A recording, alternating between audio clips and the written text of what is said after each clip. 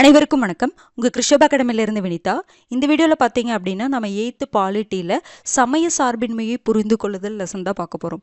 இந்த லெசனை பொறுத்த வரைக்கும் ரொம்ப முக்கியமான லெசன். ஏன் அப்படின்னு கேட்டிங்கன்னா, நம்மளுடைய இந்திய அரசியலமைப்புடைய முகவுரையில் நம்முடைய நாட்டுடைய இயல்பாக என்ன கொடுக்கப்பட்டிருக்கும்?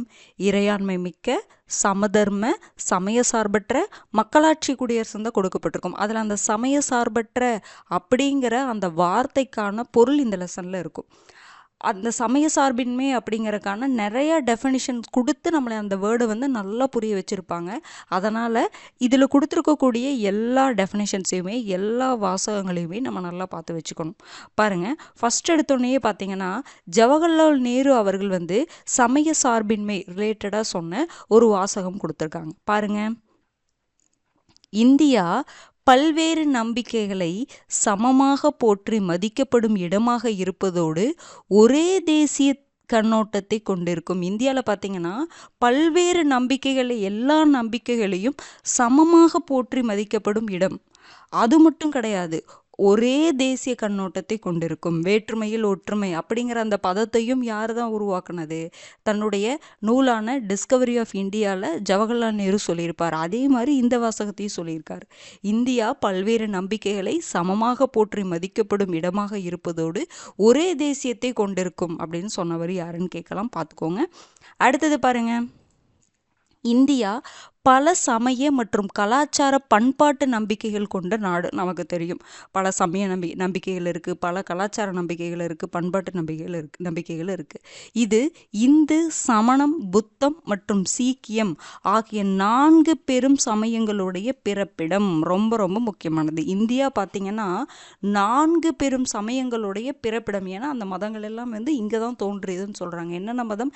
இந்து, சமணம், புத்தம், சீக்கியம். இந்த 4 மதங்களுடைய 4 பெரும் சமயங்களுடைய பிறப்பிடம் இந்தியா தான். இது ஒரு முக்கியமான பாயிண்ட். நமது நாட்டில் பல்வேறு சமயங்கள், நம்பிக்கைகள் கொண்ட மக்கள் நீண்ட காலமாக அமைதியுடன் வாழ்கின்ற. நம்ம நாட்டை பொறுத்த வரைக்கும் நிறைய சமயங்களை பின்பற்றக்கூடிய மக்கள், நிறைய நம்பிக்கைகளை பின்பற்றக்கூடிய மக்கள் இருக்காங்க, வேறு வேறு நம்பிக்கைகளை பின்பற்றக்கூடிய மக்கள் இருக்காங்க. ஆனால் இருந்தாலும் நம்ம அமைதியுடன் நீண்ட காலம் வாழ்ந்துட்டு இருக்கோம். நவீன தேசிய நாடுகள் அனைத்தும் பல சமயங்களை கொண்டிருப்பதால் அனைத்து சமயங்களையும் சகித்து கொள்ளும் தன்மை அவசியமானதாகும். அதாவது இப்போ இருக்கக்கூடிய நாடுகள் எல்லாமே பல சமயங்கள் இருக்கு, எல்லா நாடுகள்லையுமே. அப்போ எல்லா சமயங்களும் இருக்கிறதுனால எல்லா சமயங்களையும் சகித்து கொள்ளக்கூடிய அந்த ஒரு தன்மை கண்டிப்பாக வேணும். அப்போ தான் அந்த நாடு வளர்ச்சி அடைய முடியும். எந்த ஒரு மோதல்கள் இல்லாமல் ஒரு அமைதியான வாழ்க்கையை வாழ முடியும். அப்போ தான் அந்த நாடு முன்னேற முடியும். சமய சார்பின்மையின் நோக்கம் என்ன அப்படின்னா, சமய நம்பிக்கை கொண்டவர்களும் எந்த சமயத்தை சாராதவர்களும் அமைதியுடன் இணக்கமாக வாழ்வதற்கான சமூகத்தை உருவாக்குவது என்பதாகும். இதில் பாரு எப்படி டீட்டெயிலாக கொடுத்துருக்காங்க பாருங்கள். சமய நம்பிக்கைனா என்னன்னா, அதாவது சமய சார்பின்மை அப்படின்னு என்னன்னா, சமய நம்பிக்கை கொண்டவர்களும் சரி, சமய நம்பிக்கை கொண்டிருக்காங்கன்னா சமயங்கள் வேறு வேறு சமயங்கள் இருக்குது. அந்த ஒவ்வொருத்தரும் ஒவ்வொரு சமய நம்பிக்கையே என்ன பண்ணிட்டு இருப்பாங்க? பின்பற்றிட்டு இருப்பாங்க. அப்போ அவங்கெல்லாம் ஒற்றுமையுடன் இருக்கணும். அதே மாதிரி சமய நம்பிக்கை சாராதவர்களும் சில பேர் இருப்பாங்க. கடவுளே இல்லைன்னு சொல்லக்கூடிய சில பேர் இருக்காங்க. கடவுள் இருக்காங்கன்னு சொல்லிட்டு கடவுள் இருக்காங்கன்னு சொல்கிறாங்க பார்த்தீங்களா, அவங்களுக்குள்ளேயுமே வேறுபாடுகள் இருக்குது. யார் கடவுள் அப்படிங்கிறதுல தான் அவங்க என்ன பண்ணியிருக்காங்கன்னா ஒருத்தரும் ஒரு மதத்தை பின்பற்றிட்டு இருக்காங்க. அப்போ அவங்களுக்குள்ள ஒரு வேறுபாடு இருக்குது. அவங்கெல்லாம் இணக்கமாக வாழணும். இன்னொன்று என்னென்னா, இவங்களாம் கடவுள் நம்பிக்கையாளர்கள், கடவுளே இல்லைன்னு சொல்கிறவங்களும் இங்கே இருக்காங்க, எந்த சமயத்தை சாராதவர்களும் இங்கே இருக்காங்க. அப்போ இவங்களும் ஃபஸ்ட்டு இவங்களுக்குள்ள ஒரு ஒற்றுமை வேணும். அதுக்கப்புறம் கடவுள் நம்பிக்கை சமயம் சார்ந்தவர்களும் சரி, சமயம் சாராதவர்களும் சரி, எல்லாருமே சேர்ந்து இணக்கமாக வாழணும். அதுதான் சமய சார்பின்மை. அதுதான் சமய சார்பின்மையுடைய நோக்கம் அப்படின்னு சொல்கிறாங்க. பாருங்கள், ராஜாராம் மோகன் ராய், சர் சையத் அகமது கான், ரவீந்திரநாத் தாகூர், மகாத்மா காந்தி, B.R. அம்பேத்கர் போன்ற குறிப்பிடத்தக்க பெரும் மரியாதைக்குரிய தனிநபர்கள் இந்திய சமூகத்தின் பல்வேறு நிலைகளில் சமய சார்பின்மையை நிலைநாட்ட பங்களித்துள்ளனர். அதாவது இந்த சமய சார்பின்மை அப்படிங்கிற அந்த கோட்பாட்டை நிலைநிறுத்துறதுக்கு நிறைய வீரர்கள் டாக்டர் அம்பேத்கர் அவர்கள், மகாத்மா காந்தி அவர்கள், ராஜாராம் மோகன் ராய் அவர்கள், இவங்க எல்லாமே வந்து இந்த சமய சார்பின்மையை இங்கே கொண்டு வரணும். அதையே என்ன பண்ணணும்னா அதை எல்லாருமே ஃபாலோ பண்ண வைக்கணும் அப்படிங்கிற ஒரு விஷயத்துக்காக அவங்க போராடி இருக்காங்க, நிறைய பங்களிச்சிருக்கிறாங்க. இந்தியா போன்ற பல்வேறு சமய பன்முகத்தன்மை கொண்ட சமூகத்திற்கு சமய சார்பின்மை அப்படிங்கிறது மதிப்பு மிக்க ஒன்று. இந்தியா மாதிரி நிறையா சமயங்கள் கொண்ட ஒரு நாட்டில் சமய சார்பின்மை அப்படிங்கிறது கண்டிப்பாக வேணும். இல்லைனா அந்த இடத்துல அந்த நாடுடைய எந்த நாடாக இருந்தாலுமே சரி, பல சமயங்களை கொண்ட ஒரு நாட்டில் கண்டிப்பாக சமய சார்பின்மை வேணும், அந்த கோட்பாடு இருக்கணும். இல்லைன்னா அங்கே மக்கள் ஒற்றுமையாக வாழ முடியாது, நாட்டுடைய முன்னேற்றம் சாத்தியமாகாது, மக்கள் ஒற்றுமையாக எதுலேயுமே பங்களிக்க மாட்டாங்க. அதை தான் சொல்ல வராங்க. பாருங்கள், இந்த இடத்துல அதில் இந்த பாக்ஸில் கொடுத்துருக்காங்க பாருங்கள், இது ரொம்ப முக்கியமானது. நம்ம மக்களாட்சி எந்த வேர்டிலிருந்து எடுக்கப்பட்டதுன்னு பார்த்தோம். டெமோக்ரஸி அப்படிங்கிறது கிரேக்க சொல்லிலிருந்து எடுக்கப்பட்டது. அதே மாதிரி குடியரசு அப்படிங்கிறது லத்தீன் சொல்லிலிருந்து எடுக்கப்பட்டதுன்னு பார்த்தோம். அதே மாதிரி சமய சார்பின்மை என்ற சொல் லத்தீன் வார்த்தையான செக்குலம் என்பதிலிருந்து பெறப்பட்டது. அப்போ இதனுடைய பொருள் என்ன அப்படின்னா ஆன் ஏஜ், காலம் அல்லது உள்ளுணர்வு காலம், த ஸ்பிரிட் ஆஃப் அன் ஏஜ்னு சொல்கிறாங்க. அப்போ சமய சார்பின்மை அப்படிங்கிற சொல்லு செக்குலம் அப்படிங்கிற லத்தீன் வார்த்தையிலிருந்து எடுக்கப்பட்டது. அதற்கான பொருள் காலம் அல்லது உள்ளுணர்வு காலம்.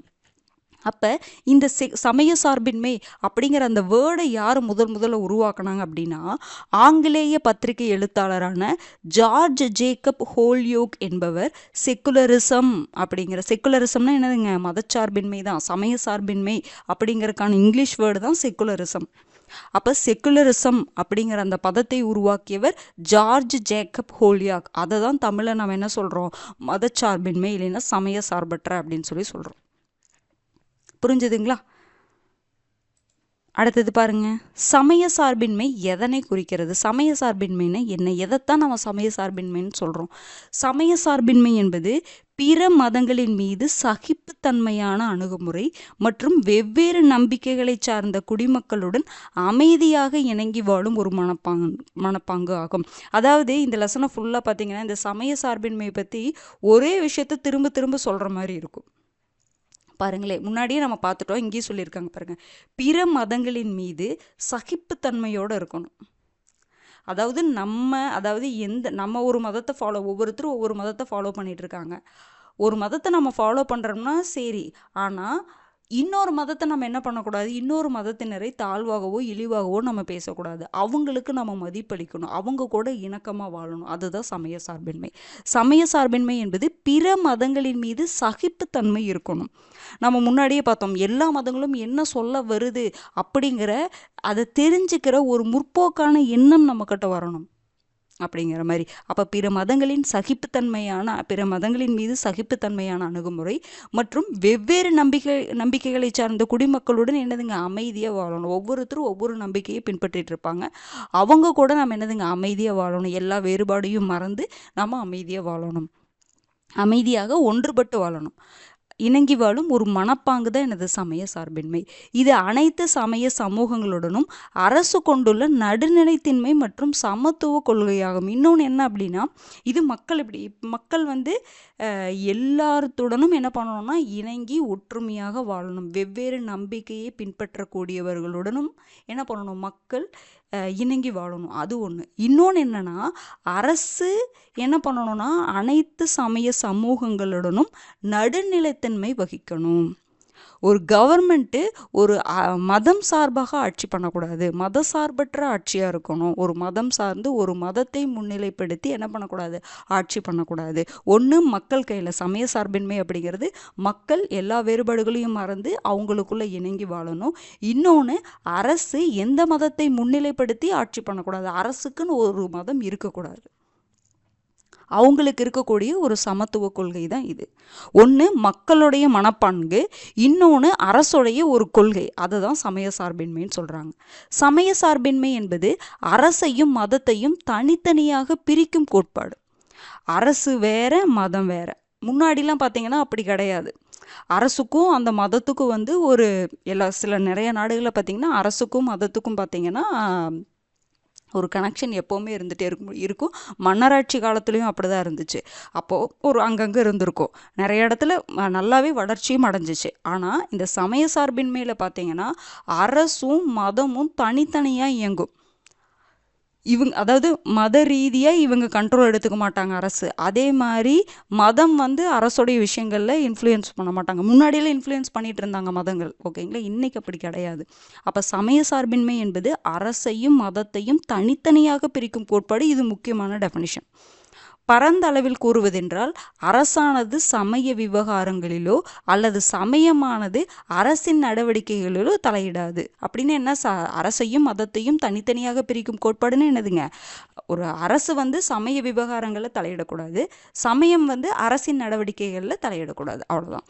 இதன் பொருள் ஒவ்வொரு குடிமகனும் தனது மனசாட்சியின்படி சுதந்திரமாக அவரது நம்பிக்கையை பரப்புதல், பின்பற்றுதல் மற்றும் சமயத்தின் மீது இருக்கும் நம்பிக்கையை வெளியிடுதல், மாற்றிக்கொள்ளுதல் அல்லது இல்லாமல் இருத்தல். அதாவது இன்னொன்று என்ன சொல்லலாம் அப்படின்னு பார்த்தீங்கன்னா, ஒவ்வொரு குடிமகனும் தன்னுடைய மனசாட்சியின்படி என்ன பண்ணலாம், சுதந்திரமாக எந்த மதத்தை வேணாலும் எந்த மதத்தை நம்பிக்கையை வேணாலும் பரப்பலாம், பின்பற்றலாம்.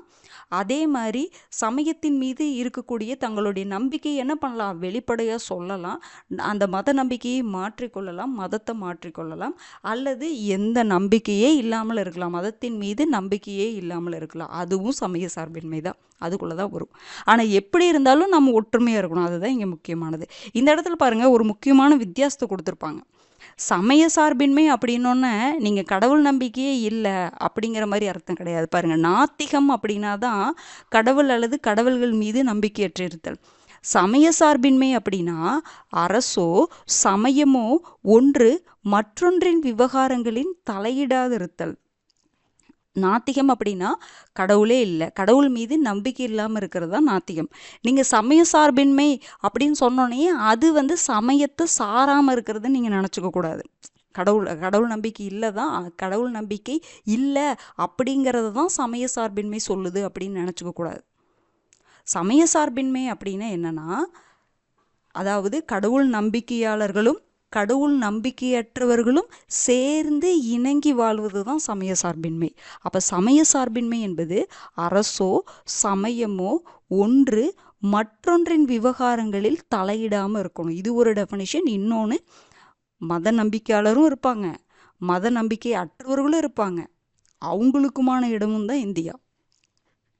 புரிஞ்சுதுங்களா? இன்னொன்று என்ன டெஃபினிஷன், அரசும் சமயமும் என்னதுங்க, அரசையும் மதத்தையும் தனித்தனியாக பிரிக்கும் கோட்பாடு தான் இந்த சமய சார்பின்மை. நல்ல வித்தியாசத்தை புரிஞ்சுக்கோங்க. நீங்கள் சமய சார்பற்றன்னு நினச்ச உடனே கடவுள் நம்பிக்கையை அற்றிருத்தல் அப்படிங்கிற அர்த்தம் கிடையாது. வித்தியாசம் புரிஞ்சிச்சிங்களா? நான் என்ன சொல்ல வரேன்னு உங்களுக்கு புரிஞ்சிருக்கும்னு நினைக்கிறேன். அடுத்தது பாருங்கள், சமய சார்பின்மையுடைய நோக்கம் என்ன? இது ஒரு டைம் கொஷினாக கேட்டிருந்தாங்க. இந்த 3 ஸ்டேட்மெண்ட்டையும் கொடுத்துட்டு சமய சார்பின்மையின் நோக்கங்களில் பொருந்தாது அப்படிங்கிற மாதிரி கேட்டிருந்தாங்க. பாருங்கள், ஒரு சமயம் சார்ந்த குழு மற்றொரு சமய குழுவின் மீது ஆதிக்கம் செலுத்தாமல் இருப்பது. சமய சார்பின்மைன்னு என்னென்னா, ஒரு சமயம் இன்னொரு சமயத்தின் மீது ஆதிக்கம் செலுத்தாமல் இருக்கணும், அது சமய சார்பின்மை. வேற என்ன சொல்லலாம்னா, ஒரு சமயத்தை சார்ந்த சில உறுப்பினர்கள் அதே சமயத்தை சார்ந்த மற்ற உறுப்பினர்கள் மீது ஆதிக்கம் செலுத்தாமல் இருப்பது. ஃபர்ஸ்ட் என்ன சொல்கிறாங்கன்னா, ஒரு சமயம் இன்னொரு சமயத்தின் மீது என்ன பண்ணக்கூடாதுன்னா ஆதிக்கம் செலுத்தக்கூடாது. செகண்ட் என்ன சொல்கிறாங்க அப்படின்னு பார்த்தீங்கன்னா, ஒரு சமயம் அந்த சமயத்தில் இருக்கக்கூடிய ஒரு பிரிவினர் மீது இன்னொரு பிரிவினர் என்ன பண்ணக்கூடாது, ஆதிக்கம் செலுத்தக்கூடாது. அந்த சமயத்தில் இருக்கிறவங்களுக்குள்ளே வேறுபாடு இருக்கு பாருங்க, அதுவும் பண்ணக்கூடாது. இன்னொன்று, அரசானது எந்த ஒரு குறிப்பிட்ட சமயத்தையும் பின்பற்ற வலியுறுத்தாமல் இருப்பது அல்லது தனிநபர்களின் சமய சுதந்திரத்தில் தலையிடாமல் இருப்பது. தேர்டு என்னன்னா, கவர்மெண்ட்டுக்குன்னு ஒரு மதம் இல்லை, கிடையாது. அவங்க மதத்தை முன்னிலைப்படுத்தி என்ன பண்ண மாட்டாங்கன்னா ஆட்சி பண்ண மாட்டாங்க. அப்போ ஒரு கவர்மெண்ட்டு நீங்கள் இந்த சமயத்தை தான் பின்பற்றணும் அப்படின்னு சொல்லிட்டு யாரையுமே வலியுறுத்தக்கூடாது. தனி மனிதர்களுடைய அந்த சமய சுதந்திரத்தை மதிக்கணும், அந்த சமய சுதந்திரத்தில் அரசு தலையிடக்கூடாது. இதுதான் சமய சார்பின்மை. ஒன்று என்னது, ஒரு சமயம் இன்னொரு சமயத்தினர் மீது ஆதிக்கம் செலுத்தக்கூடாது. இன்னொன்று என்னது, அதே சமயத்தில் இருக்கக்கூடிய ஒரு பிரிவினர் மற்றொரு பிரிவினர் மீது ஆதிக்கம் செலுத்தக்கூடாது. மூணாவது என்னது, கவர்மெண்ட்டு தனி மனிதருடைய அந்த சமய சுதந்திரத்தில் தலையிடக்கூடாது, இந்த மதத்தை தான் பின்பற்றுங்க அப்படின்னு சொல்லிட்டு கட்டளையிடக்கூடாது. புரிஞ்சிருச்சுங்களா? இது ஏன்னா இதெல்லாம் கேட்கலாம். அப்போது இதுவும் பாருங்கள், நீங்கள் இதையும் இந்த ஃபஸ்ட்டும் தேர்டும் வந்து நம்ம போட்டுடலாம், சமய சார்பின்மை ரிலேட்டடாக வரும். இது வராதே நீங்கள் யோசிக்கக்கூடாது. அதாவது ஒரு சமயத்தை சார்ந்த சில உறுப்பினர்கள் அதே சமயத்தை சார்ந்த மற்ற உறுப்பினர்கள் மீது ஆதிக்கம் செலுத்துவதும் என்னதான் சமய சார்புள்ள ஒரு நோக்கம் தான், பார்த்துக்கோங்க. ஆதிக்கம் செலுத்தாமல் இருப்பது என்னதான் சமய சார்பின்மை தான். ஆதிக்கம் செலுத்தினாங்க அப்படின்னா அது சமய சார்புள்ளதாக தான் அர்த்தம் அப்படிங்கிறத நீங்கள் தெரிஞ்சுக்கணும். சமயம் நமக்கு பகைமையை போதிக்கவில்லை, நாம் அனைவரும் இந்தியர்கள் மற்றும் இந்தியா நமது வீடு என்ற கவிஞர் இக்பாலின் எளிய வாக்கியம் சமய சார்பின்மை கருத்தை விளக்குகிறது. இந்த வாசகம் யார் சொன்னது? கவிஞர் இக்பால். அவர் என்ன சொல்றாரு? சமயம் அப்படிங்கிறது ஒவ்வொருத்தரும் வேறு வேறு சமயத்தை ஃபாலோ பண்ணுறோம், அதனால் அந்த சமயம் நமக்கு பகைமையெல்லாம் ஒன்றும் போதிக்கிறது கிடையாது, நாம் அனைவரும் இந்தியர்கள், இந்தியா நமது வீடு அப்படிங்கிற இக்பாலின் வாசகம் வந்து சமய சார்பின்மையை விளக்குகிறதுன்னு சொல்லலாம். அடுத்தது பாருங்க, அசோகருடைய 12வது பாறை அரசாணை என்ன சொல்லுதுன்னு பாருங்க. இது ரொம்ப முக்கியமானதுங்க. அரசானது எந்த ஒரு மதத்தை சார்ந்த பிரிவினருக்கும் எதிராக குற்றம் சாட்டாது என்று கிமு 3ஆம் நூற்றாண்டிலேயே அறிவித்த முதல் பேரரசர் அசோகர். அதாவது அரசு வந்து எந்த ஒரு மதத்தை சார்ந்த பிரிவினருக்கும் எதிராக என்ன பண்ண மாட்டாங்க, குற்றம் சாட்ட மாட்டோம் அப்படின்னு சொல்லிட்டு 3ஆம் நூற்றாண்டிலேயே அசோகர் என்ன பண்ணியிருக்காரு, அறிவிச்சிருக்காரு. அப்படி அறிவித்த முதல் பேரரசர் அசோகர் அவர்கள் தான். தனது 12வது பாறை அரசாணையில் வெளியிடுவாங்க பார்த்தீங்களா, அந்த அரசாணையில், அந்த 12வது பாறை அரசாணையில் அனைத்து மத பிரிவினருடனும் சகிப்புத்தன்மையோடு மட்டுமல்லாமல் அவர்கள் மீது மிகுந்த மரியாதைக்குரிய மனநிலையை வளர்த்து கொள்ளவும் தம் மக்களுக்கு வேண்டுகோள் விடுத்துள்ளார். இதன் மூலமாக நம்ம என்ன தெரிஞ்சுக்கிறோன்னா, அவருடைய 12வது பாறை அரசாணையில் அவர் என்ன சொல்லியிருக்கார் அப்படின்னா, எல்லா மத பிரிவினருடனும் சகிப்புத்தன்மையோடு மட்டுமல்லாமல் அவர்கள் மீது என்ன பண்ணணும், மரியாதைக்குரிய மனநிலையை வளர்த்துக்கணும் அப்படின்னு வேண்டுகோள் விடுத்திருக்காரு. அப்போ இது ஒரு சமய சார்பின்மைக்கு ஒரு எக்ஸாம்பிள். அப்போ முன்னாடி இந்த மாதிரி இந்த கொள்கையை வந்து அசோகர் என்ன பண்ணியிருக்காரு, வலியுறுத்தி இருக்காரு மக்கள் கிட்ட அப்படிங்கிறது ரொம்ப முக்கியமானது. அடுத்தது பாருங்க, சமய சார்பற்ற நாட்டுடைய பண்புகள் என்னென்ன. சுதந்திர கோட்பாடு, 3 கோட்பாடு சொல்லியிருப்பாங்க பாருங்க. சுதந்திர கோட்பாடு, சமத்துவ கோட்பாடு, நடுநிலைமை கோட்பாடு. சமய சார்பற்ற நாட்டுடைய பண்புகள் இப்படி இருக்கும். அப்போ சுதந்திர கோட்பாடுனா என்னது, மக்கள் எந்த சமயத்தை வேணாலும் சுதந்திரமாக பின்பற்றலாம், எந்த சமயத்தையும் பின்பற்ற அரசு அனுமதிக்கணும், அதுதான் சுதந்திர கோட்பாடு. சமத்துவ கோட்பாடுனா என்ன, அரசு எந்த ஒரு சமயத்திற்கும் மற்றவற்றிற்கு மேலாக முன்னுரிமை அளிக்காதிருத்தல், சமத்துவம். அப்போ அதாவது ஒவ்வொருத்தரும் ஒவ்வொரு சமயத்தை ஃபாலோ பண்ணுறாங்க, அப்போது ஒரு சமய பிரிவினரை உயர்த்தியும் இன்னொரு சமய பிரிவினரை தாழ்த்தியும் அரசு என்ன பண்ணக்கூடாது, நடத்தக்கூடாது. ஒரு சாரருக்கு மட்டும் முன்னுரிமை கொடுக்கக்கூடாது, அதுதான் சமத்துவ கோட்பாடு. அடுத்தது நடுநிலைமை கோட்பாடு. அப்படின்னா சமய விவகாரங்களில் அரசு என்ன பண்ணணும், நடுநிலைமை கொண்டு இருக்கணும், ஒருத்தருக்கு மட்டும் ஒரு பிரிவினருக்கு மட்டும் சப்போர்ட் பண்ணக்கூடாது, அந்த இடத்துல நடுநிலைமை கொண்டதாக இருக்கணும். அதாவது சுதந்திர கோட்பாடுனா கவர்மெண்ட் என்ன பண்ணணும், மக்கள் வந்து எந்த சமயத்தை வேணாலும் ஃபாலோ பண்ணலாம், அதில் தலையிடக்கூடாது, அதுதான் சுதந்திர கோட்பாடு. அவங்களுக்கு எந்த சமயத்தை பின்பற்றக்கூடிய எந்த சமயத்தை வேண்டுமானாலும் பின்பற்றக்கூடிய சுதந்திரத்தை கொடுக்கணும். சமத்துவ கோட்பாடு அப்படின்னா அரசு எந்த ஒரு சமயத்திற்கும் என்ன பண்ணக்கூடாது, முன்னுரிமை கொடுக்கக்கூடாது, மற்ற சமயத்திற்கு மேலாக ஒரு சமயத்திற்கு என்ன பண்ணக்கூடாது, முன்னுரிமை கொடுக்கக்கூடாது, எல்லாத்தையுமே சமத்துவமாக நடத்தணும், எல்லா சமயங்களையும். இன்னொன்று நடுநிலைமை கோட்பாடுனா சமய விவகாரங்கள் ஏதாவது ஏற்பட்ட பொழுது அரசு என்ன பண்ணணும், அந்த இடத்துல நடுநிலைமை தன்மை வகிக்கணும். இந்த 3 கோட்பாடு ரொம்ப முக்கியம். அடுத்தது பாருங்க, சமய சார்பற்ற நாடு என்பது ஒரு நாடு எந்த ஒரு சமயத்தையும் அதிகாரப்பூர்வமாக ஊக்குவிக்காமல் ஒவ்வொரு சமயத்தையும் சமமாக நடத்துதல், இதை சமத்துவ கோட்பாடு. நம்ம பார்த்தோம்ல, சமய சார்பற்ற நாடுன்னா என்னதுங்க, அந்த நாடு என்ன பண்ணும், எந்த ஒரு சமயத்தையும் அதிகாரப்பூர்வமாக ஊக்குவிக்காம எல்லா சமயத்தையும் என்ன பண்ணும், சமமாக நடத்தும். ஒவ்வொரு குடிமகனுக்கும் என்ன பண்ணும், சமமான உரிமையை அளிப்பதோடு சமய நம்பிக்கையை சுதந்திரமாக வெளிப்படுத்துதல், பின்பற்றுதல் மற்றும் பரப்பும் உரிமையை வழங்குகிறது. அப்போ சமய சார்பற்ற நாடுனா அந்த நாடு எல்லா சமயங்களையும் சமமாக நடத்தும். ஒன்று. அடுத்தது ஒவ்வொரு குடிமகனுக்கும் என்ன கொடுக்கும், சமமான உரிமையை கொடுக்கறதோட அவங்க எந்த சமய நம்பிக்கை வேணாலும் சுதந்திரமாக வெளிப்படுத்தலாம், பின்பற்றலாம், பரப்பக்கூடிய உரிமையை அவங்களுக்கு கொடுக்கும். அரசாங்கம் அனைத்து சமயங்கள் தொடர்பாகவும் நடுநிலைமையை கொண்டிருப்பதோடு எவ்வித பாகுபாடும் காட்டுவதில்லை. அப்போ அரசு என்ன பண்ணும், சமய விவகாரங்களில் நடுநிலைத்தன்மை வகிக்கும். அதில் சமயங்களுக்கு இடையில் என்ன பண்ணாது, பாகுபாடு காட்டாது. அந்த மேலே கொடுத்த 3 கோட்பாடுகளை தான் இங்கே கொஞ்சம் எக்ஸ்பிளைன் பண்ணி சொல்லியிருக்காங்க. அவ்வளோதான்.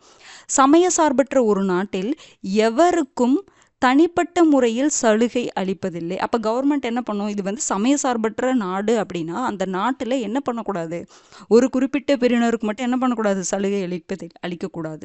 சமய சார்பற்ற ஒரு நாட்டில் எவருக்கும் தனிப்பட்ட முறையில் சலுகை அளிப்பதில்லை என்பதோடு சமய நடைமுறைகள் மற்றும் நம்பிக்கைகள் அடிப்படையில் அரசு பாகுபாடு காட்டுவதில்லை. அப்போ பாகுபாடு சமய ரீதியாக காட்டக்கூடாது அரசு. அனைத்து குடிமக்களுக்கும் எவ்வித சமய நம்பிக்கை கொண்டிருந்தாலும் அரசு பணியில் நுழைய தகுதி வாய்ந்தவர்கள். இது நமக்கு தெரியும். எல்லா குடிமக்களும் அரசு பணியில் நுழைய தகுதி வாய்ந்தவர். அவங்க எந்த கடவுளை வேணாலும் வணங்கினாலும் சரி, எந்த நம்பிக்கையை வேணாலும் பின்பற்றினாலும் சரி, எல்லா மக்களுக்கும் எல்லா விதத்திலும் இங்கு சமமான வாய்ப்புகள் இருக்கும். அதுதான் என்னதுங்க, சமய சார்பற்ற அப்படின்னு சொல்கிறாங்க. கல்விக்கூடங்களில் முற்றிலும் சமய போதனைகள் இருத்தல் கூடாது என்பதோடு எந்த ஒரு குறிப்பிட்ட சமயத்திற்கும் ஆதரவாக எந்த வரிகளும் வசூலிப்பதில்லை. அதே மாதிரி பார்த்திங்கன்னா கல்விக்கூடங்களில் சமய போதனைகள் இருக்கக்கூடாது. அப்படியே இருந்தாலுமே அந்த வழிபாடுகளில் சமய வழிபாடுகள் இருக்கலாம், சமய போதனைகள் இருக்கக்கூடாது. அப்போ சமய வழிபாடுகள் இருந்தாலுமே அந்த வழிபாடுகளில் கண்டிப்பாக கலந்துக்கணும்னு கட்டாயப்படுத்தக்கூடாது. இது ஒன்று. அடுத்தது பார்த்திங்கன்னா எந்த ஒரு குறிப்பிட்ட சமயத்திற்கு ஆதரவாக வரிகளும் இங்கே வசூலிக்கிறது கிடையாது. அது ஒன்று. இதெல்லாம் சமய சார்பற்ற நாடில் இதெல்லாம் இருக்கும். சுதந்திர கோட்பாடு, சிம்பிளாக சொன்னால் சுதந்திர கோட்பாடு, சமத்துவ கோட்பாடு, நடுநிலைமை கோட்பாடு, அதை தான் இங்கே கொஞ்சம் எக்ஸ்பிளைன் பண்ணி சொல்லியிருக்கிறாங்க. அடுத்தது பாருங்கள், சமய சார்பின்மையின் முக்கியத்துவம்.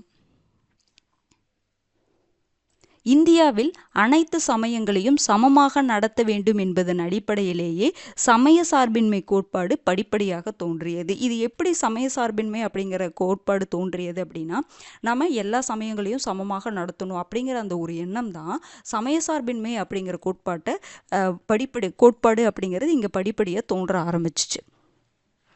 அடுத்தது பாருங்க, பல்வேறு சமய கோட்பாடுகளை கொண்டுள்ள மக்களிடையே அமைதி மற்றும் நல்லிணக்கத்தை பராமரிக்க நமக்கு சமய சார்பற்ற நாடு அவசியமாகும். அப்போ இங்கே வேறுபட்ட மக்களை கொண்ட ஒரு நாட்டில் அங்கே அமைதியும் நல்லிணக்கமும் ஒற்றுமை வேணும் அப்படின்னா சமய சார்பற்ற நாடு அப்படிங்கிற ஒரு விஷயம் கண்டிப்பாக தேவை. அது சம உரிமைகளையும் வழங்கும் மக்களாட்சியின் ஒரு பகுதியாகும். இந்த சமய சார்பின்மை அப்படிங்கிறது மக்களாட்சியுடைய ஒரு பகுதி. இதெல்லாம் சும்மா ஸ்டேட்மெண்ட்டாக தாங்க கொடுத்துருக்காங்க. அப்போது இங்கே இருக்கக்கூடிய மக்கள் அமைதியாகவும் நல்லிணக்கத்துடனும் வாழணும் அப்படின்னா சமய சார்பற்ற நாடு அப்படிங்கிற அந்த கோட்பாடு ரொம்ப முக்கியம். அந்த நாடு சமய சார்பற்ற நாடாக தான் இருக்கணும் அப்படின்னு சொல்லிட்டு இதுதான் பார்த்திங்கன்னா மக்களாட்சியுடைய ஒரு பகுதியாக இருக்கிறதுனால நம்மளுடைய நாடு எந்த நாடுமே மக்களாட்சியை பின்பற்றுறாங்க அப்படின்னா அந்த நாட்டில் சமய சார்பற்ற அப்படிங்கிற ஒரு கோட்பாடு இருக்கணும். இருந்தால் தான் அந்த மக்களாட்சி சிறந்து விளங்கும் அப்படிங்கிற மாதிரி சொல்கிறாங்க. அந்த வேர்டும் ஒவ்வொரு விஷயத்துக்கு ரிலேட் ஆகும். இந்த மக்களாட்சின்னு ஒரு விஷயம் இருக்குன்னா கண்டிப்பாக சமய சார்பின்மை அப்படிங்கிற அந்த கோட்பாடு இருக்கணும். அப்போ தான் அந்த மக்களாட்சி வளர முடியும், அந்த மக்களாட்சி சிறந்ததாக இருக்கும். பாருங்க, அடுத்தது பாருங்கள், இந்த பாக்ஸில் கொடுத்துருக்காங்க. இது நீங்கள் ஹிஸ்ட்ரியில் படிக்கும் பொழுது பார்ப்பீங்க. அது என்னன்னா, முகலாய பேரரசர் அக்பர் பார்த்தீங்கன்னா மத சகிப்புத்தன்மை கொள்கையை பின்பற்றினார். அப்படின்னு என்னதுங்க, எல்லா மதத்தையும் சமமாக நடத்துவது, அதுதான் மத சகிப்புத்தன்மை கொள்கை அப்படிங்கிறது. அவருடைய தீன் இலாஹி அப்படின்னு என்னதுன்னா, அவர் எல்லா மதத்தையும் உள்ளடக்கிய ஒரு புதிய மதத்தை உருவாக்கினார், தீன் இலாஹி அப்படின்னு சொல்லிட்டு. அதுக்கு தெய்வீக நம்பிக்கையின் தமிழில். அதே மாதிரி குல் அப்படிங்கிற கொள்கை, அனைத்து சமயத்தினரிடையே அமைதி மற்றும் நல்லிணக்கம் அப்படிங்கிற அந்த ஒரு கொள்கை ஆகியவை அவரின் சமய சகிப்புத்தன்மை எடுத்து இயம்புகிறது. அப்போ ஹிஸ்ட்ரியில் இந்த பார்ட் வரும் பொழுது நீங்கள் நல்லா தெளிவாக படிக்கணும். அதாவது அக்பர் பார்த்தீங்கன்னா மத சகிப்புத்தன்மை கொள்கையை பின்பற்றினார் அப்படின்னு சொல்கிறாங்கன்னா அப்போ எதன் மூலமாக நம்ம அதை தெரிஞ்சுக்கிறோன்னா, அவர் உருவாக்கிய ஒரு புதிய மதம் தீன் இலாஹி. தீன் இலாஹிங்கிறது எப்படின்னா, எல்லா மதத்தையும் உள்ளடக்கிய ஒரு மதமாக தீன் இலாஹி அப்படிங்கிற மதத்தை உருவாக்கியிருப்பார். அடுத்தது ஒரு கோட்பாடு, ஒரு கொள்கை, சுல்லீக்குள், அனைத்து சமயத்தினரிடையே அமைதி மற்றும் நல்லிணக்கம் அப்படிங்கிற அந்த கோட்பாடு. இந்த ஒரு விஷயம், இவர் கொண்டு வந்த இந்த விஷயங்கள் அவர் மத சகிப்புத்தன்மை கொள்கையை உடையவர் அப்படிங்கிறது நமக்கு தெரிய வருது. அப்போ இதை பற்றி அங்கே டீட்டெயிலாக படிக்கும் பொழுது அந்த இடத்துல தெளிவாக படிச்சுக்கோங்க.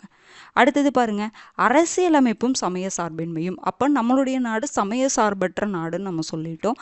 அப்போ சமய சார்பின்மை அப்படிங்கிற விஷயத்த நம்மளுடைய அரசமைப்பில் எங்கெங்கெல்லாம் கொடுக்கப்பட்டிருக்கு, எதன் மூலமாகலாம் நம்ம நாட்டில் சமய சார்பின்மை அப்படிங்கிற கொள்கை உறுதிப்படுத்தப்பட்டிருக்கு அப்படின்னு சொல்லிட்டு பார்க்கலாம். பாருங்க, ஃபஸ்ட்டு சமய சார்பின்மை என்பது அரசியலமைப்புடைய ஒரு அங்கம். அதுதான் கண்டிப்பாக சமய சார்பின்மை வேணும். அது ஒரு அங்கம், அரசியலமைப்புடைய ஒரு அங்கமாக சமய சார்பின்மை கருதப்படுகிறது. நமது அரசியலமைப்பை உருவாக்கியவர்கள் அனைத்து மக்களும் அவர்களது சமயத்தை பின்பற்ற சுதந்திரம் பெற்றிருந்தால் மட்டுமே வலிமையான மற்றும் ஒற்றுமையான நாட்டை உருவாக்க இயலும் என்பதை உணர்ந்திருந்தனர். அப்போ அந்த அரசியலமைப்பை உருவாக்கியவர்கள் பார்த்தீங்கன்னா, இங்கே இருக்கக்கூடிய மக்கள் எல்லாமே அவங்கவுங்க சமயத்தை பின்பற்றக்கூடிய சுதந்திரம் அவங்களுக்கு இருந்தால் மட்டும்தான் இந்த நாடு ஒற்றுமையாகவும் முன்னேறவும் முடியும், வலிமையான ஒரு நாட்டை உருவாக்க முடியும் அப்படிங்கிறத தெரிஞ்சு வச்சிருந்தாங்க. எனவே சமய சார்பின்மை இந்தியாவில் மக்களாட்சி வளர்ச்சிக்கான அடிப்படை கொள்கைகளில் ஒன்றாக ஏற்றுக்கொள்ளப்பட்டது. அதனால் இந்த காரணங்களால் என்னது, அப்போ மக்களாட்சி வளரணும் அப்படின்னா சமய சார்பின்மை அப்படிங்கிறது ஒரு கொள்கை, அதன் கீழே தான். அப்போ மக்களாட்சி வளரணும் அப்படின்னா கண்டிப்பாக சமய சார்பின்மை அப்படிங்கிற ஒரு விஷயம் இருக்கணும்.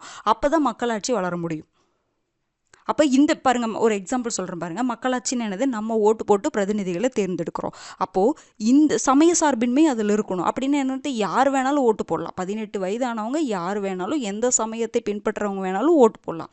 அப்போது மக்களாட்சின்னு சொல்கிறோம், ஓட்டு போடுறதுன்னு நம்ம சொல்கிறோம், மக்கள் ஓட்டு போடுறாங்கன்னு சொல்கிறோம். மக்களில் ஒரு பிரிவினர் தான் ஓட்டு போடுறாங்க அப்படின்னா அந்த இடத்துல சமய சார்பின்மை இல்லைன்னு தான் அர்த்தம்.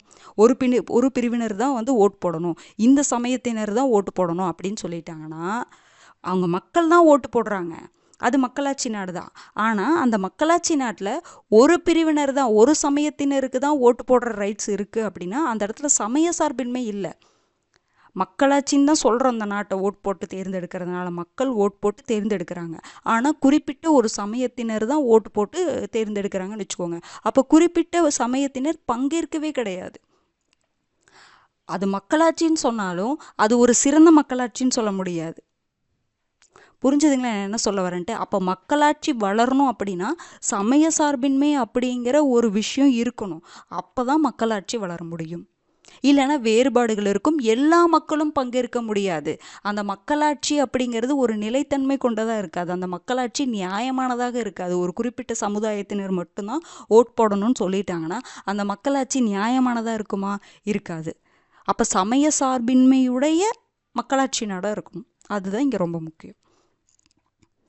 சமய சார்பற்ற என்ற சொல்லானது பார்த்திங்கன்னா நமக்கு சரி, அப்போ சமய சார்பற்ற அப்படிங்கிற அந்த சொல் ஏதாவது நம்மளுடைய அரசமைப்பில் பயன்படுத்தியிருக்காங்களான்னு கேட்டால் பயன்படுத்தியிருக்காங்க.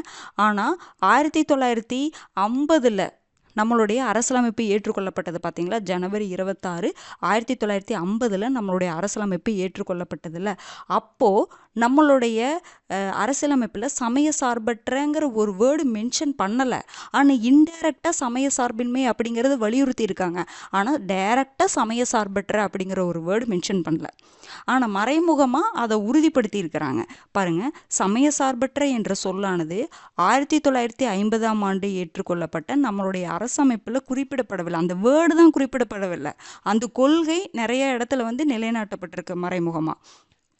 பின்னர் சரி, அப்போ அந்த சமய சார்பற்ற அப்படிங்கிற வேர்டு எப்போ ஆட் பண்ணாங்கன்னா 1976 இந்திய அரசியலமைப்பில் மேற்கொள்ளப்பட்ட 42வது சட்ட திருத்தத்தின் மூலமாக முகவரியில் சமய சார்பற்ற என்ற சொல் சேர்க்கப்பட்டது. அதாவது என்னன்னா, நம்மளுடைய முகவுரை அதில் நம்மளுடைய நாடு எப்படிப்பட்ட நாடாக கொடுக்கப்பட்டிருக்கும்? இறையாண்மை மிக்க சமதர்ம சமய சார்பற்ற மக்களாட்சி குடியரசுன்னு கொடுக்கப்பட்டிருக்குமா? இதில் ஃபஸ்ட்டு 1950 நம்மளுடைய அரசியலமைப்பு ஏற்றுக்கொள்ளப்பட்ட போது என்ன வேர்டு இருந்துச்சுன்னா இறையாண்மை மக்களாட்சி குடியரசு அப்படிங்கிற இந்த 3 வேர்டு தான் இருந்துச்சு. இறையாண்மை மக்களாட்சி குடியரசுன்னு தான் இருந்துச்சு. அப்புறம் 1976 42வது சட்ட திருத்தத்தின் மூலமாக தான் இந்த சமதர்ம சமய சார்பற்ற அப்படிங்கிற வேர்டும் அதே மாதிரி நம்முடைய அரசமைப்புடைய அந்த நோக்கத்தை வந்து பிரியாம்பிளில் கொடுத்துருப்பாங்க. அதில் ஒற்றுமை அப்படிங்கிறத ஒற்றுமை மற்றும் ஒருமைப்பாடு அப்படிங்கிற 3 வேர்டு ஆட் பண்ணாங்க. அதாவது என்னென்னா நல்லா தெரிஞ்சுக்கோங்க, 1976 42வது அரசமைப்பு சட்ட திருத்தத்தின் மூலமாக பிரியாம்பிளில் 3 வேர்டு ஆட் பண்ணுறாங்க. அது என்னென்ன வேர்டுனா சமதர்ம சமய சார்பற்ற, இன்னொன்று ஒருமைப்பாடு. புரிஞ்சுதுங்களா? அப்போது இந்த இடத்துல பாருங்கள், அப்போ இந்த இடத்துல சமய சார்பற்ற அப்படிங்கிற விட எப்போ தான் ஆட் பண்ணுறாங்க? 1976 தான். அது போக நமது அரசமைப்பின் அடிப்படை நோக்கம்னா கீழே கொடுத்துருப்பாங்க, நீதி, சுதந்திரம், சமத்துவம், சகோதரத்துவம்னு கொடுத்துருப்பாங்களே. அதில் அந்த சகோதரத்துவத்தில் முன்னாடி ஒற்றுமைன்னு மட்டும்தான் இருக்கும். அது கூட ஒற்றுமை மற்றும் ஒருமைப்பாடு, அந்த ஒருமைப்பாடுங்கிற வேர்டு எப்போ தான் ஆட் பண்ணாங்க? 1976 தான் ஆட் பண்ணாங்க. பாருங்கள், நமது அரசியலமைப்பின் அடிப்படை நோக்கமானது தேசிய ஒற்றுமையையும் ஒருமைப்பாட்டையும் தனிமனித மாண்புடனும் கண்ணியத்துடனும் ஊக்குவிப்பதாகும். அந்த பிரியாம்பிள் இங்கே கொடுத்துருக்காங்க. அப்போது நீங்கள் முகவுரையில் ஆரம்பத்தில் இருக்கும் பொழுது பார்த்தீங்கன்னா இறையாண்மை மக்களாட்சி குடியரசுன்னு தான் இருந்துச்சு. அதையே இறையாண்மை மிக்க சமதர்ம சமய சார்பற்ற மக்களாட்சி குடியரசுன்னு எப்போ கொண்டு வராங்கன்னா 1976 தான். அது போக அதே 1976 பிரியாம்பிளில் ஒற்றுமை அப்படிங்கிறத ஒற்றுமை மற்றும் ஒருமைப்பாடு அப்படிங்கிற வேர்டையும் என்ன பண்ணாங்க? ஆட் பண்ணாங்க. அதையும் ஞாபகம் வச்சுக்கோங்க. இது முன்னாடியே பார்த்தது தான். பாருங்கள் அடுத்தது. இன்னொன்று தெரிஞ்சுக்கோங்க. சரி, அப்போ சமய சார்பற்ற அப்படிங்கிற வேர்டை 1976 தானே ஆட் பண்ணாங்க. அப்படின்னா 1976க்கு அப்புறம் தான் நம்ம வந்து சமய சார்பற்ற அப்படிங்கிற கோட்பாடை பின்பற்றுமான்னு கேட்டால் கிடையாது. நான் முன்னாடியே சொன்ன மாதிரி சமய சார்பற்ற அப்படிங்கிற வேர்டு தான் ஃபஸ்ட்டு இல்லை. ஆனால் அது எல்லா பக்கமும் நிலைநிறுத்தியிருக்காங்க இன்டைரக்டாக. எப்படின்னு பார்த்தீங்கன்னா ஆர்டிக்கல் 25 to 28 எதை பற்றிங்க பேசுது? அடிப்படை உரிமைகளில் சமய சார்பு உரிமை அது பேசியிருக்குமா? நம்ம எந்த சமயத்தை வேண்டுமானாலும் பின்பற்றலாம், பரப்பலாம். சமய நிறுவனங்களை, அதாவது சமய நிறுவனங்களை வந்து உருவாக்கி என்ன பண்ணலாம்? நிர்வகிக்கலாம் அப்படிங்கிற மாதிரிலாம் பார்த்துருப்போம்ல. சமய சுதந்திர உரிமை பற்றி எங்கே சொல்லியிருப்பாங்க? ஆர்டிக்கல் 25 to 28 சமய சுதந்திரத்தை பற்றி பேசியிருப்பாங்க. அப்போ எந்த மதத்தை வேணாலும் பின்பற்றலாம் அப்படின்னு சொல்கிறது என்னதுங்க? நமக்கு சமய சார்பின்மை கொள்கை தான், அது கோட்பாடு தானே, அதை தான் சொல்லியிருக்காங்க. புரிஞ்சுதுங்களா? அப்போ ஆர்டிக்கல் 25 to 28ங்கிறது என்னதுங்க? உங்களுக்கு 1950 அரசியலமைப்பு நடைமுறைக்கு வந்தபோதே அடிப்படை உரிமைகள் இருந்துச்சு. அந்த அடிப்படை உரிமைகளில் ஒரு உரிமை தான் எனது சமய சுதந்திர உரிமை.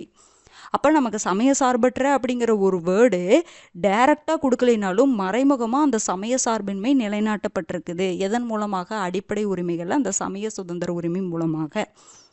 இதை புரிஞ்சுக்கோங்க. அடுத்தது பாருங்கள், நாட்டிற்கான தனிச்சமயம் எனும் இந்தியாவில் எதுவும் இல்லை. அப்போ நாட்டிற்குன்னு இந்த சமயம் தான், இந்தியானா இந்த சமயம் தான் அப்படின்னு ஏதாவது இருக்கா? கிடையாது. அரசானது எந்த ஒரு சமயத்தையும் ஏற்படுத்தவோ ஒரு குறிப்பிட்ட சமயத்திற்கு சிறப்பு ஆதரவினையோ அளிப்பது கிடையாது. அரசு வந்து ஒரு சமயத்தை ஏற்படுத்துவோ அல்லது பார்த்திங்கன்னா ஒரு சமயத்திற்கு ஆதரவு அளிக்க முடியுமா? அப்படி பண்ண முடியுமா? முடியாது.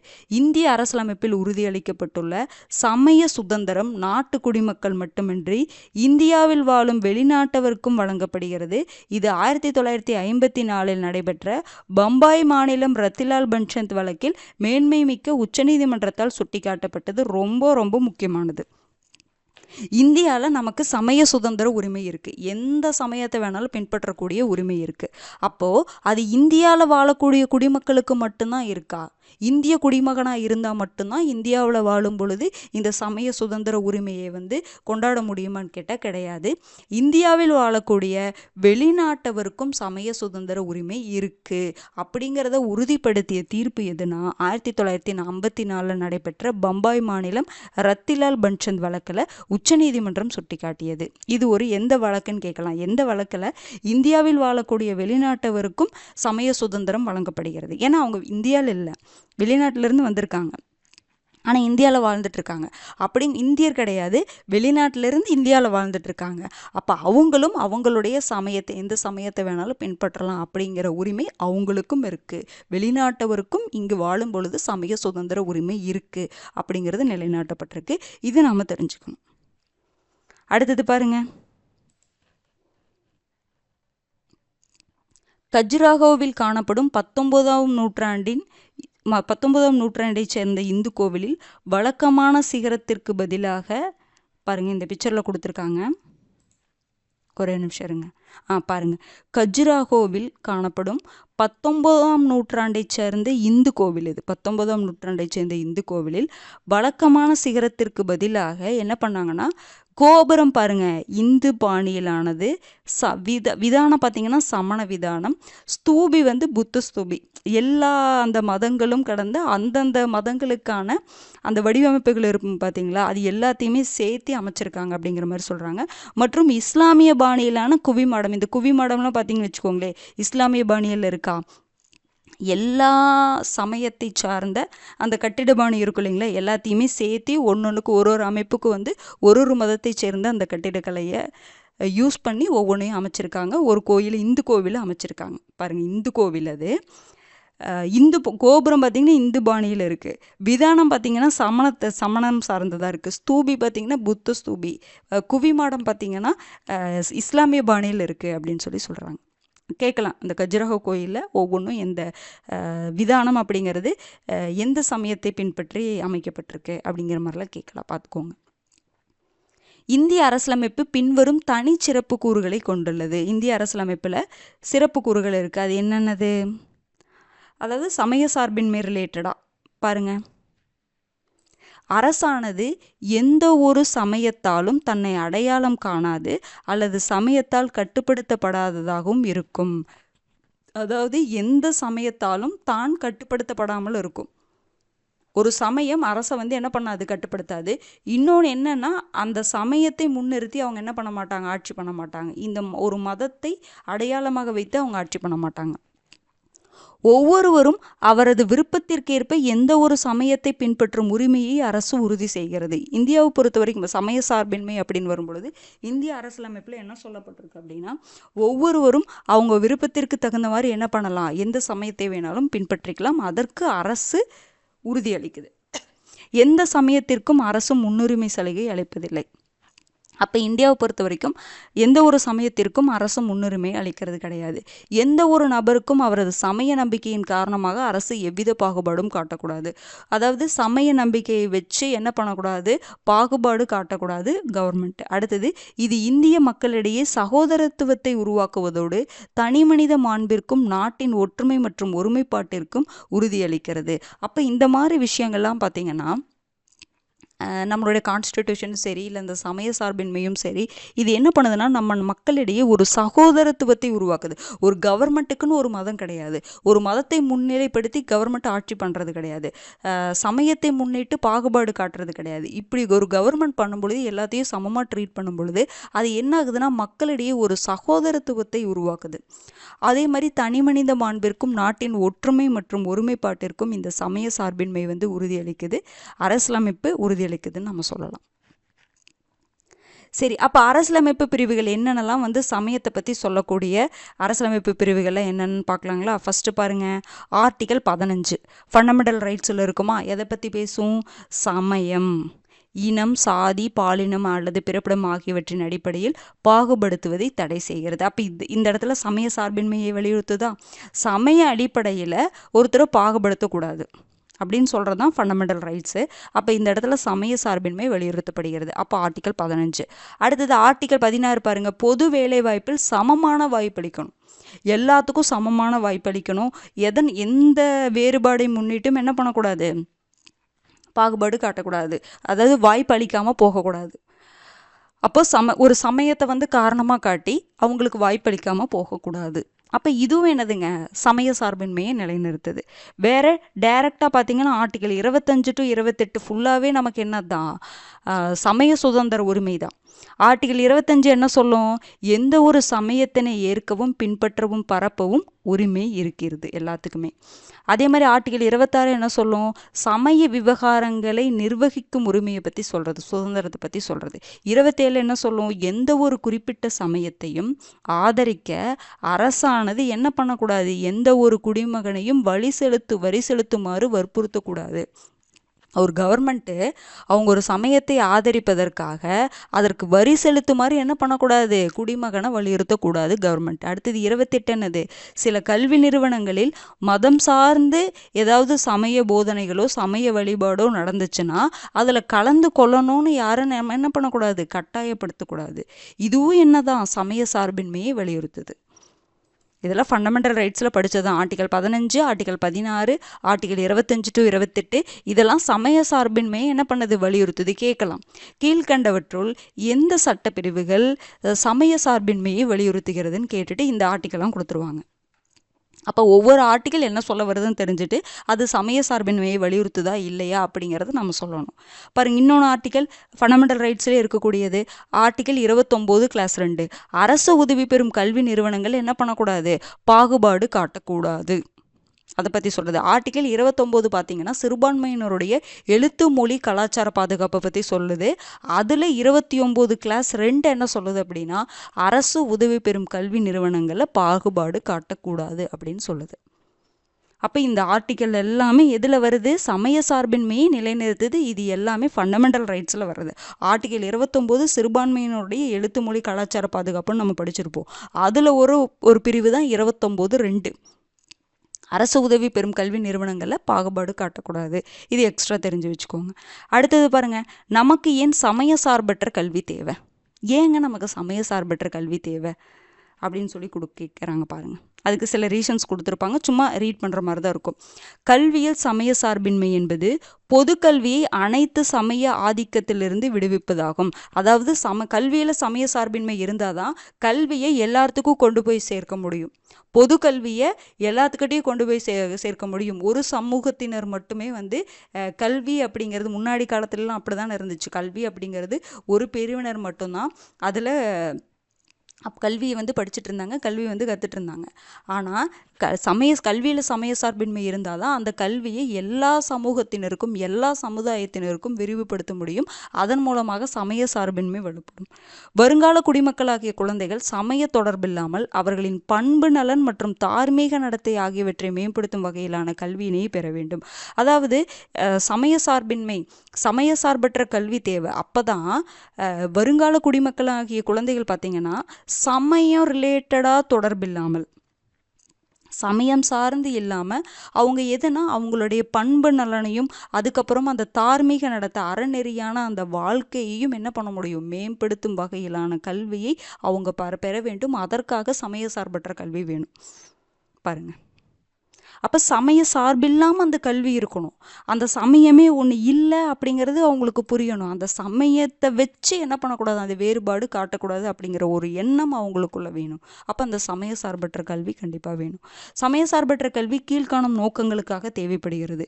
குறுகிய மனப்பான்மையை போக்குவதற்கும் சக்தி வாய்ந்த ஆற்றல் மற்றும் அறிவான நோக்கத்தினை உருவாக்குவதற்கும். அதாவது ஒரு குறுகிய மனப்பான்மைன்னு என்னதுங்க? ஒரு நம்ம சமயம்தான் பெருசு, நம்ம சமயத்தில் சொல்லியிருக்கிறதான் பெரிய இது அப்படிங்கிற மாதிரி, அதுதான் குறுகிய மனப்பான்மை. அதையே போக்குவதற்கும் சக்தி வாய்ந்த ஆற்றல் மற்றும் அறிவான நோக்கத்தினை உருவாக்குவதற்கும் தார்மீக மற்றும் மனிதநேய பார்வையை உருவாக்குவதற்கும் மனசாட்சியின்படி நடக்கக்கூடிய இல்லை மனிதநேயத்தின் அடிப்படையில் நடக்கக்கூடிய ஒரு பார்வையை, ஒரு கண்ணோட்டத்தை உருவாக்குவதற்கும் இளைஞர்களின் நல்ல குடிமக்களாக பயிற்சி அளிப்பதற்கும் சமய சார்பற்ற கல்வி தேவைப்படுது. எல்லாருமே ஒன்றுன்னு சொல்லிக் கொடுக்கக்கூடிய கல்வி தேவைப்படுது. அப்போ எல்லாத்துக்குமான கல்வியே தேவைப்படுது. அதாவது சமய சார்பற்ற கல்வினா 2 விஷயம் எடுத்துக்கலாம். ஒன்று என்னன்னா, அந்த கல்வி சமய சார்பு இல்லாமல் எல்லாத்துக்கும் போய் சேரணும். இன்னொன்று, அப்படி போய் சேர்ந்ததுக்கப்புறம் அந்த கல்வியின் மூலமாக எல்லாரும் ஒன்று அப்படிங்கிற சமய சார்பின்மையும் சொல்லித்தரணும். சமய சார்பற்ற கல்வியாக எல்லாத்துக்கும் போய் சேரணும். அந்த கல்வி போய் சேர்ந்ததுக்கப்புறம் அந்த கல்வியின் மூலமாக சமய சார்பின்மை அப்படிங்கிற கருத்தை அவங்களுக்குள்ள சொல்லித்தரணும். அது ஒன்று. சுதந்திரம், சமத்துவம், சகோதரத்துவம் மற்றும் கூட்டுறவு வாழ்க்கை போன்ற மக்களாட்சியின் மதிப்புகளை இதன் மூலமாக என்ன பண்ணலாம் அப்படின்னா பலப்படுத்த முடியும். இந்த மாதிரி எண்ணங்களை எல்லாம் பலப்படுத்த முடியும் சமய சார்பற்ற கல்வியின் மூலமாக. வாழ்க்கை குறித்த பரந்த பார்வையை அளிப்பதற்கும், குறுகிய மனப்பான்மையிலிருந்து விரிவான பார்வை, முற்போக்கான சிந்தனையை கொண்டு வருவதற்கும் தேவை. பிறரை பாராட்டுதல் மற்றும் மற்றவர் நிலையிலிருந்து புரிந்து கொள்ளும் மனப்பான்மையை வளர்ப்பதற்கும், எல்லாத்தையும் புரிஞ்சுக்கிறோம், எல்லாத்தையும் மதிப்பளிக்கக்கூடிய, எல்லாரையும் புரிந்து மதிப்பளிக்கக்கூடிய ஒரு எண்ணத்தை வளர்ப்பதற்கு தேவை, மனப்பான்மையை வளர்ப்பதற்கு தேவை. அன்பு, சகிப்புத்தன்மை, ஒத்துழைப்பு, சமத்துவம் மற்றும் இரக்க உணர்வை வளர்ப்பதற்கு தேவை. பொருள் முதல்வாத கொள்கை மற்றும் ஆன்மீக கொள்கையை ஒருங்கிணைக்கவும் தேவைப்படுகிறது. எல்லா கொள்கையையும் ஒருங்கிணைப்பதற்கு பொருள் முதல்வாத அப்படின்னு என்னதுங்க, பொருளை நோக்கி ஓடக்கூடிய அந்த கொள்கை. அதே மாதிரி ஆன்மீகம்னா ஆன்மீகத்தை தேடி போகக்கூடிய அந்த கொள்கை. இது எல்லாமே ஒருங்கிணைப்பதற்கு கல்வி, சமய சார்பற்ற கல்வி தேவைப்படுகிறது. பாருங்க முடிவுரை. இந்தியா ஒரு சமய சார்பற்ற நாடு என்பதோடு சமய மேலாதிக்கத்தை தடுக்க பல்வேறு வழிகளில் செயல்படுகின்றது. சமய சார்பற்ற நாடு தான், ஆனால் சமய மேலாதிக்கங்கள் அங்கங்கே இருந்துட்டு தான் இருக்குது. அதை தடுக்க பல்வேறு வழிகளில் செயல்படுகின்றது. சமய சார்பின்மை சந்தேகத்திற்கிடமின்றி ஒவ்வொரு குடிமகனும் வாழ்க்கையின் மிகச்சிறந்த பேரான சுதந்திரம், மகிழ்ச்சி ஆகியவற்றை அனுபவிக்க உதவுகிறது. இந்த சமய சார்பின்மை மூலமாக தான் மக்கள் சுதந்திரம், மகிழ்ச்சியை அனுபவிக்கிறாங்க. அதற்கு இது உதவுது. இந்திய அரசியலமைப்பு சமய சார்பற்ற கொள்கைகளை அடிப்படையாக கொண்ட அடிப்படை உரிமைகளுக்கு உத்தரவாதம் அளிக்கிறது. பாருங்க, இந்திய அரசியலமைப்பு என்னதுங்க, சமய சார்பின்மையை அடிப்படையாக கொண்ட அடிப்படை உரிமைகளுக்கு தான் முக்கியத்துவம் கொடுக்குது. இது மக்களாட்சியுடைய ஒளிரும் சாதனை அப்படின்னு சொல்லலாம். அடுத்தது பாருங்க, சமய சார்பின்மை நம்மை நாகரிக பண்புடன் வாழ அனுமதிக்கிறது. இது மக்கள் பிற சமயத்தை மதிக்க வலியுறுத்துகிறது. அதாவது பிற சமயத்தையும் மதிக்கணும். அது மதச்சார்பின்மை, சமய சார்பின்மை. இது மக்களின் சமய நம்பிக்கையை பொறுத்தவரை சம உரிமையை வழங்குகிறது. இது இந்தியா போன்ற நாட்டிற்கு விரும்பத்தக்க ஒன்றாகும். திரும்ப சில பாயிண்டெல்லாம் சொன்ன மாதிரி திரும்ப வந்துட்டே இருக்குங்க. அவ்வளோதான். பாருங்கள், அக்பரின் கல்லறை எங்கே இருக்குன்னா சிக்கந்தரா. அக்பரின் கல்லறை இதெல்லாம் நீங்கள் ஹிஸ்ட்ரியில் படிப்பீங்க. அக்பரின் கல்லறை சிக்கந்தரா, ஆக்ரா அருகில் இருக்குது. இஸ்லாம், இந்து சமயம் உள்ளிட்ட பல்வேறு சமயங்களை சார்ந்த கூறுகள் அவரது கல்லறையில் இடம்பெற வேண்டும் என அக்பர் என்ன பண்ணியிருக்காரு, வலியுறுத்தியிருக்காரு. ரொம்ப முக்கியமான பாயிண்ட்டு. இஸ்லாம், இந்து சமயம் உள்ளிட்ட பல்வேறு சமயங்களை சார்ந்த கூறுகள் அவரது கல்லறையில் இடம்பெறணும் அப்படின்னு அக்பர் வலியுறுத்தியிருக்காரு. அவர் ஒரு மத சகிப்புத்தன்மை உள்ளவர் அப்படின்னு சொல்லலாம். கபீரோடைய ஒரு பாடல் கொடுத்துருக்காங்க, அது பெருசாக முக்கியம் இல்லை. அப்போ இந்த மீள் பார்வை பாருங்கள், புக் பேக்கை கண்டிப்பாக மார்க் பண்ணிடுங்க. சமய சார்பின்மை அப்படிங்கிற உள்ள சென்டென்ஸ்லாம் பார்த்தீங்கன்னா திரும்ப நீங்கள் ரீட் பண்ணணும். நீங்கள் நிறைய பேர் பார்த்தீங்கன்னா அந்த சென்டென்ஸ்லாம் சில டெஃபினிஷன் கான்செப்ட் எல்லாம் கொடுத்துருக்காங்கல்ல, அதெல்லாம் நம்ம அதை சொன்னோன்னா அதெல்லாம் சும்மா லைட்டாக சொல்லிவிட்டு ஃபேக்டை மட்டும் சொல்லுங்கள் அப்படிங்கிற மாதிரி நிறைய பேர், அதாவது நிறைய பேர் இல்லை, ஒரு சிலர் ஒரு 2-3 பேர் கமெண்ட் பண்ணியிருந்தாங்க. அதெல்லாம் நீங்கள் அதாவது ப்ரீவியஸ் இயர் கொஷின் பேப்பரை, அதாவது ஃப்ரெஷராக வரீங்க அப்படின்னா ஒரு டைம் ப்ரீவியஸ் இயர் கொஷின் பேப்பரை அனலிசிஸ் பண்ணிட்டு வாங்க. பார்த்துட்டு வந்தீங்கன்னா தான் தெரியும். நமக்கு ஃபேக்டாக முன்னாடி ஒரு காலத்தில் ஃபேக்டாக கேட்டுட்டு தான் இருந்தாங்க. இப்போவெல்லாம் நமக்கு ஸ்டேட்மெண்ட் கேட்குறாங்க. ஸ்டேட்மெண்ட்டுன்னா ரொம்ப பெருசான ஸ்டேட்மெண்ட்டெல்லாம் கிடையாது, பேசிக்கான ஸ்டேட்மெண்ட்டு, டெஃபினிஷனு, சமய சார்பின்மைனா, மக்களாட்சினா என்ன, இறையாண்மைனா என்ன அப்படின்ட்டு கொடுத்துட்டு கீழே 2-3 ஸ்டேட்மெண்ட் கொடுத்துட்றாங்க. அப்போது அது கொடுத்தாலுமே சில விஷயங்கள் நமக்கு பேசிக்காக இருந்தாலுமே நமக்கு தெரியாமல் நம்ம தவறு பண்ணிட்டு வரோம். அப்போ அதெல்லாம் எங்கே இருக்குன்னா, இந்த மாதிரி நம்ம ஸ்கூல் புக்கில் அந்த ஸ்டேட்மெண்ட்டெல்லாம் இருக்குது பார்த்தீங்களா, அதெல்லாம் நம்ம நல்லா ரீட் பண்ண வேண்டியது இருக்குது. ஒரு டைம் ரீட் பண்ணிட்டா போதும், அதை வச்சு நம்ம என்ன பண்ணிடலாம், ஆன்சர் போட்டுடலாம். ஆனால் ரீட் பண்ணாமல் போனோம்னா அங்கே பேசிக்கான இன்ஃபர்மேஷனாக இருந்தாலுமே நமக்கு தெரிய மாட்டேங்குது. நம்ம அந்த இடத்துல தப்பு பண்ணிடுறோம். இதுவா அதுவா அப்படிங்கிற கன்ஃபியூஷன் வருது. அதனால தான் புக்கில் இருக்கக்கூடிய ஒவ்வொரு பாயிண்ட்டையுமே அது புரிகிற மாதிரி இருந்தாலுமே அதை ரீட் பண்ணுறது, ஒரு டைம் சொல்கிறது. அப்போ நீங்கள் என்ன பண்ணுவீங்க, ஒரு டைம் காது கொடுத்து கேட்பீங்களா, அதுக்கப்புறம் நீங்களும் ஒரு டைம் ரீட் பண்ணுவீங்க, ஒரு 2-3 டைம் நீங்கள் அதை படித்த மாதிரி ஆயிரும். இதில் முக்கியமான பாயிண்ட்னா எல்லாமே முக்கியமான பாயிண்ட்டு தாங்க. நான் திரும்ப திரும்ப சொல்கிறேன், எல்லாமே முக்கியமான பாயிண்ட்டு தான் நம்ம ஸ்கூல் புக்கில் இருக்கிறது. எதுவுமே நம்ம ஒமிட் பண்ணவே முடியாது. அதாவது தேவையில்லாமல் இந்த பெர்சன்டேஜ் பழைய டேட்டாவில் இருக்கும், அதையே தான் நம்ம படிக்காமல் விட்டுறலாம். மற்றபடி இப்போ இருக்கக்கூடிய டேட்டா, கான்செப்ட், டெஃபினிஷனு அதெல்லாம் ரொம்ப ரொம்ப முக்கியமாக தான் தேவைப்படுது. அப்போ இந்த சமய சார்பின்மை லெசன்லாம் பார்த்தீங்கன்னா நிறைய பேர் பார்த்தீங்கன்னா வீடியோ லென்த்தாக போகுது அப்படிங்கிற மாதிரி சொல்கிறீங்க. ஏன்னா வீடியோ லென்த்தாக போகுது, அதனால் ஷார்ட்டாக சொல்லுங்கள் அப்படின்னு சொல்லும் பொழுது இதை நம்ம ஷார்ட்டாக சொல்ல முடியாதுங்க. இதில் வரக்கூடிய கண்டென்ட் அப்படியே கேட்குறாங்க, நமக்கு எக்ஸாமில் கேட்குறாங்க. இது எப்படி நம்ம ஷார்ட்டாக சொல்ல முடியும்? அப்போ ஷார்ட்டாக சொன்னால் சமய சார்பின்மை மட்டும் சொல்லிட்டு இதில் இருக்கக்கூடிய ஃபேக்டை மட்டும்தான் சொல்கிற மாதிரி இருக்கும். இந்த நடுநிலைமை கோட்பாடு, சமத்துவ கோட்பாடு இதெல்லாம் சொல்ல முடியாமல் போயிடும். அப்போது இதிலிருந்து கொஷின் கேட்டாங்கன்னா என்ன பண்ணுவீங்க? சமய சார்பற்ற நாட்டின் பண்புகள் என்னென்னலாம் இருக்கும் அப்படின்னு கேட்பாங்க. அப்படி டேரெக்டாக நீங்கள் நான் ஒரு டைம் கூட கொஷின் இதை கேட்டிருக்காங்க தெரியுங்களா? சமய சார்பின்மையின் நோக்கங்கள் இருக்குது பார்த்தீங்களா, இதை அப்படியே கொஷினாக கேட்டாங்க. அப்போ இதை நம்ம எப்படிங்க ரீட் பண்ணாமல் போகிறது? இதெல்லாம் நமக்கு தெரிஞ்ச விஷயம் தானே அப்படின்னு சொல்லி விடலாம். ஆனால் இதில் செகண்டு கொடுத்துருக்கிற பாயிண்ட்டு நமக்கு கன்ஃபியூஸ் ஆகும் கொஷின் கேட்டாங்க அப்படிங்கும் பொழுது. அப்போ எதுவுமே விட முடியாதுங்க. நம்ம ஃபுல்லாக அதுவும் சிக்ஸ்த்துலேருந்து 10th வரைக்கும் இருக்கக்கூடிய ஒவ்வொரு பாயிண்ட்ஸுமே நம்ம ரீட் பண்ணணும். அதனால தான் உங்களுக்கு வந்து சில டைம் வந்து ரீட் பண்ணுறதுக்கு அப்போ ரொம்ப லேட் ஆயிடுது, அதனால் லென்த் ஆயிடுது. அப்படிங்கும் பொழுது அதை நீங்கள் புரிஞ்சுக்கணும். அதுக்காக தான் நான் திரும்ப திரும்ப சொல்கிறேன். இது எடுத்துக்க தான் செய்யும், டைம் எடுத்துக்க தான் செய்யும். இப்போ நீங்கள் டைம் எடுத்து படிச்சிங்கன்னா ரிவைஸ் பண்ணும்பொழுது உங்களுக்கு ஈஸியாக இருக்கும். ஆனால் இப்போ நீங்கள் ஈஸியாக சீக்கிரமாக முடிக்கணும்னு நினச்சிங்கன்னா ரிவைஸ் பண்ணும்பொழுது கஷ்டமாக இருக்கும்.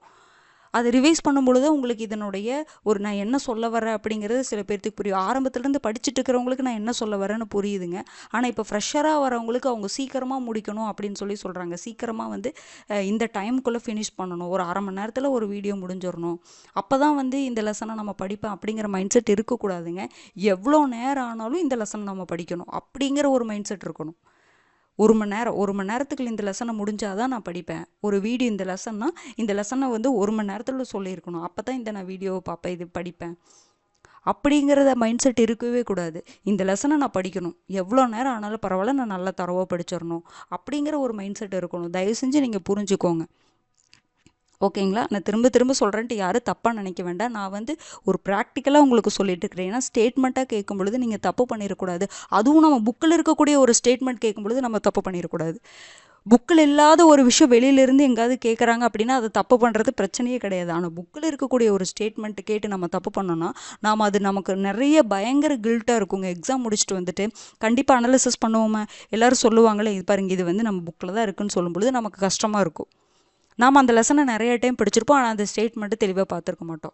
அப்போ நம்ம தான் ஃபீல் பண்ணுவோம், அந்த குற்ற உணர்ச்சி ரொம்ப நம்மளை கஷ்டப்படுத்தும். அதுக்காக தான் நான் திரும்ப திரும்ப சொல்கிறேன். ஓகேங்களா? டைம் ஆனாலும் உட்காந்து பாருங்கள். இல்லைன்னா நீங்கள் படித்து உங்களுக்கு புரிகிற மாதிரி இருந்தாலும் ஓகே தான், நீங்களே படிங்க. ஆல்ரெடி படித்தவங்க வீடியோ பார்க்க வேண்டாம். நான் திரும்ப திரும்ப சொல்கிறேன், ஆல்ரெடி நீங்கள் இந்த லெசன்லாம் படிச்சிருக்கீங்கன்னா வீடியோ பார்க்கவே வேண்டாம். நீங்கள் படித்து டெஸ்ட் எழுதுங்க, அவ்வளோதான். ஃப்ரெஷராக வரவங்க ஒரு டைம் பார்த்துட்டு படிச்சிங்கன்னா ஈஸியாக இருக்கும். அது உங்களுடைய விருப்பம் தான். ஓகேங்களா? அடுத்த வீடியோவில் சந்திக்கலாம். நன்றி. புக் பேக்கை வந்து கம்ப்ளீட் பண்ணிவிட்டுன்னு கமெண்ட் பண்ணுங்கள்.